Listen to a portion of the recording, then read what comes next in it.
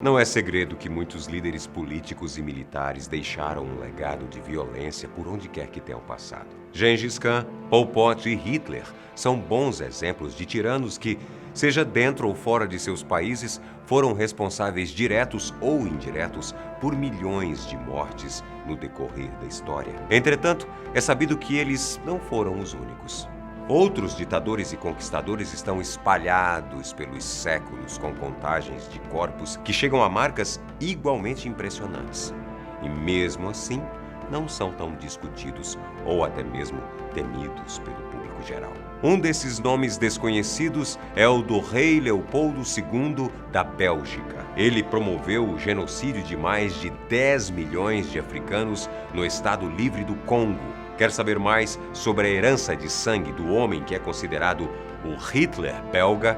Eu sou Antônio Bocco e nós vamos te contar tudo sobre essa parte esquecida da história.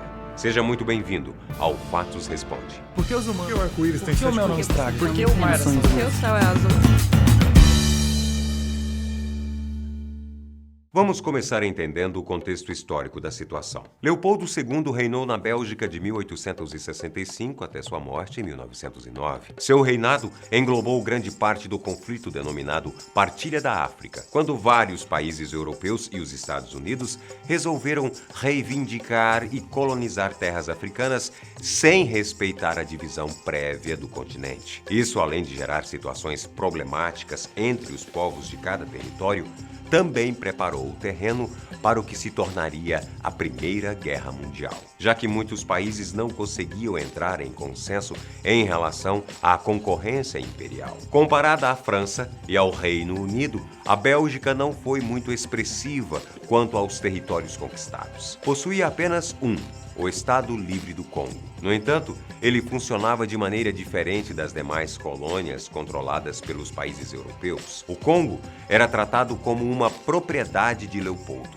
que usou as terras e a mão de obra do território por décadas para enriquecimento próprio. Segundo o rei, sua intervenção no continente africano tinha caráter filantrópico. Ele desejava criar expedições para converter a população para o cristianismo, bem como mostrar o superior estilo de vida europeu para os nativos. Só que, ao intervir naquele território, tudo o que ele fez foi escravizar os africanos para extrair ouro, borracha e marfim de lá. Durante os mais de 20 anos sob o comando de Leopoldo, os habitantes do Congo foram submetidos a todo tipo de violência. De início, o rei fomentou uma guerra entre mercenários na região, que acabou por dizimar um número inestimável de pessoas e deixou o caminho livre para que ele não sofresse qualquer tipo de represália, já que todas as facções se desfizeram nessa guerra. A partir daí, seu reinado de brutalidade tomou as mais diferentes formas. Pessoas trabalhando até a morte dentro das minas,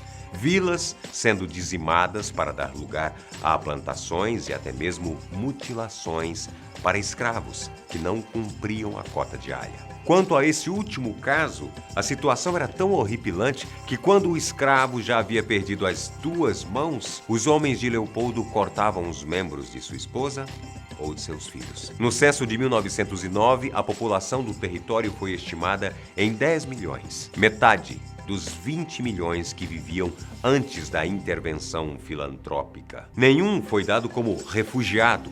Todos eles foram mortos. Nem mesmo os animais de região estavam a salvo. A extração indiscriminada de marfim e as licenças de caça concedidas a torto e a direito acabaram com boa parte da fauna local. Tudo pelo bem do bolso do rei da Bélgica. Quando notícias relacionadas ao horror no Congo chegaram a outros países, Leopoldo não conseguiu conter as reprimendas diplomáticas e foi obrigado a ceder o território para o governo de seu próprio país, que decretou algumas leis consideradas cosméticas para supostamente proteger os habitantes e, mesmo após a morte do rei, seguiu explorando a área e seus habitantes com a crueldade de sempre. Isso aconteceu até a independência do Congo, em 1971, mas seu passado triste segue atravancando a evolução de um país que, embora seja uma república democrática, no nome, segue comandado por